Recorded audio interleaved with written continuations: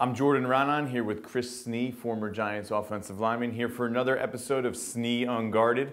What we're going to start off with here, and we're going to talk about the Giants' 52-49 loss to the New Orleans Saints. An entertaining but troubling game in many regards. So first we're going to start off with the Giants' inability to punch the ball in the red zone. 4 plays they had, 4 runs at the 1 yard line in this game, 0 touchdowns on those 4 plays. So let's go over 2 of them real quick. As an offensive lineman, this would haunt me. I mean, this is an area you have to have a sense of pride. You know, being able to say, hey, we're going to run the ball. I would get in a 4-point stance. They would know where we were going, and I would just say, it's me against you. I'm going to move you into the end zone. So if you look at the first play here, you have an example of the left side being knocked back, which kind of limits Andre's options here.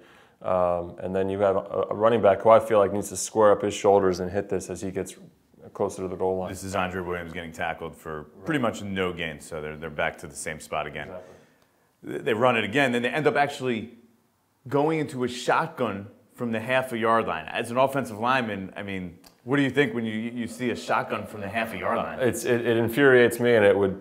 I'm telling you what, if Coach Gilbride ever did that back in the day, he'd have all 5 of us in his face when we got to the sideline. That's probably the downside of having such a young offensive line here is they don't have the clout to say, hey, we want to run it, we need to, let's keep running it. So, all right, so they get to the beginning of the second quarter, we're right back in the same spot. This time we're going Orleans dark, but the result, very similar. And this is what I'm talking about when I'm saying watching the field of the defensive linemen. They don't go anywhere. There is no displacement. There is no one getting knocked back into the end zone, and you essentially have 5 offensive linemen standing up.